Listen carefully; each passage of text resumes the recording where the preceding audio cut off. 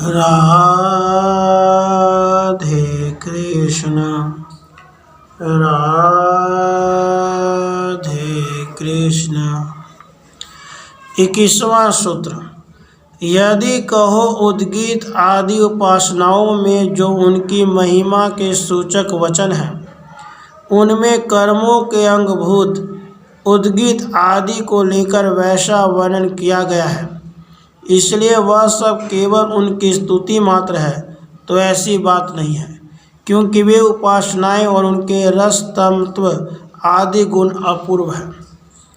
यदि कहो उद्गीत आदि उपासनाओं में जो उनकी महिमा के सूचक वचन हैं, उनमें कर्मों के अंगभूत उद्गीत आदि को लेकर वैसा वर्णन किया गया है, इसलिए वह सब केवल उनकी स्तुति मात्र है, तो ऐसी बात नहीं है, क्योंकि वे उपासनाएं और उनके रस तत्व आदि गुण अपूर्व है।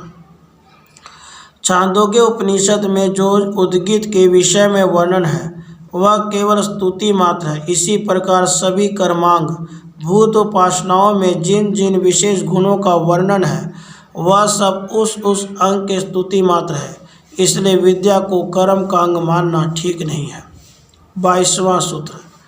इसके सिवा उस प्रकरण में इस प्रकार उपासना करनी चाहिए इत्यादि विधिवाचक शब्दों का स्पष्ट प्रयोग होने के कारण भी यही बात सिद्ध होती है। इसके सिवा उस प्रकरण में इस प्रकार उपासना करनी चाहिए इत्यादि विधिवाचक शब्दों का स्पष्ट प्रयोग होने के कारण भी यही बात सिद्ध होती है। छांदोग्य उपनिषद में जो उद्गीत की उपासना शाम की उपासना करने का जो वर्णन है वह विधि के लिए ही है तथा उनका अपूर्व फल भी बतलाया गया है, इसलिए यह सिद्ध होता है कि यह उपासना के विधान के लिए ही है, इसलिए यह कर्म का अंग नहीं है। 23वां सूत्र। यदि कहो उपनिषदों में वर्णित आख्यायिकाएँ पारिपल्व नामक कर्म के लिए है, तो यह ठीक नहीं है, क्योंकि पारिपल्व कर्म में कुछ ही आख्यायिकाओं को विशेष रूप से ग्रहण किया गया है।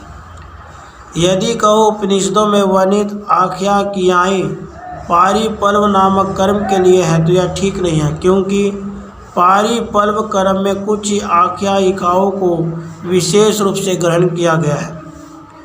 उपनिषदों में जो यम और नाचिकेता, देवता और यक्ष, मैत्रेयी और याज्ञवल्क्य आदि कथाएं आती हैं, किंतु ये सभी कथाएं पारिपल्व कर्म के लिए नहीं हैं। इनमें से विशेष आख्यानों को ही सुनने योग्य कहा गया है। उपनिषदों में कही गई सभी कथाएं उसमें नहीं आती, अतः वे कर्म की अंगभूत नहीं है, ये ब्रह्म विद्या को भली भांति समझाने के लिए ही है। 24वां सूत्र। इस प्रकार उन आख्यायिकाओं को परिपल्व स्वार्थक न मानकर विद्या का ही अंग मानना चाहिए, क्योंकि उन उपाख्यानों की वहाँ कई हुई विद्याओं के साथ एक वाक्यता देखी जाती है। इस प्रकार उन आख्यायिकाओं को परिपल्व स्वार्थक न मानकर विद्या का ही अंग मानना चाहिए, क्योंकि उन उपाख्यानों की वहाँ कही हुई विद्याओं के साथ एक वाक्यता देखी जाती है। श्रुतियों में जो आख्यायिकाएँ दी गई हैं वे उनमें कई हुई विद्याओं का ही अंग है। विद्याओं में रुचि उत्पन्न करने तथा परब्रह्म के स्वरूप का तत्व सरलता से समझाने के लिए ही इन कथाओं का उपयोग किया गया है, इसलिए कर्म का अंग न होकर ब्रह्म विद्या का ही अंग है, यही मानना उचित है। 25वां सूत्र। तथा इसलिए इस ब्रह्म विद्या रूप यज्ञ में अग्नि, समीधा, घृत आदि पदार्थों की आवश्यकता नहीं है। तथा इसलिए इस ब्रह्म विद्या रूप यज्ञ में अग्नि, समीधा, घृत आदि पदार्थों की आवश्यकता नहीं है। यह ब्रह्म विद्या कर्मों का अंग नहीं है, इसलिए इसकी फल प्राप्ति में जो यज्ञ किया जाता है उसमें ब्रह्म चिंतन ही प्रधान है। अन्य यज्ञ की भांति इसमें समीधा, अग्नि तथा घृत आदि की आवश्यकता नहीं है। गीता में भी कहा है, उस ब्रह्म चिंतन रूप यज्ञ में भिन्न भिन्न उपकरण और सामग्री आवश्यक नहीं होती, किंतु इसमें तो स्त्रुवा भी ब्रह्म है, हवि भी ब्रह्म है, और ब्रह्म रूप अग्नि में और ब्रह्म रूप होता द्वारा ब्रह्म रूप हवन क्रिया की जाती है। उस ब्रह्म चिंतन रूप कर्म में समाहित हुए साधना द्वारा जो प्राप्त किया जाने वाला फल है वह भी ब्रह्म ही है। इसलिए ब्रह्म विद्या सर्वथा स्वतंत्र है, यह कर्मों का अंग नहीं हो सकती।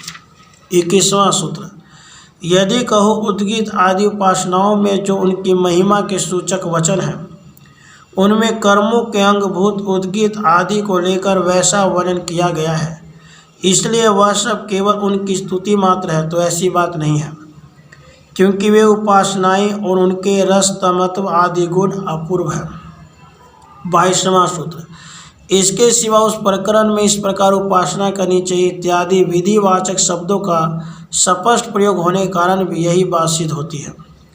23वां सूत्र, यदि कहो उपनिषदों में वर्णित आख्यायिकाएँ पारिपल्व नामक कर्म के लिए है तो यह ठीक नहीं है, क्योंकि पारिपल्व कर्म में कुछ ही आख्यायिकाओं को विशेष रूप से ग्रहण किया गया है। 24वां सूत्र, इस प्रकार उन आख्यायिकाओं को परिपल्व स्वार्थक न मानकर विद्या का अंग मानना चाहिए, क्योंकि उन आख्यानों की वहाँ कई विद्याओं के साथ एक वाक्यता देखी जाती है।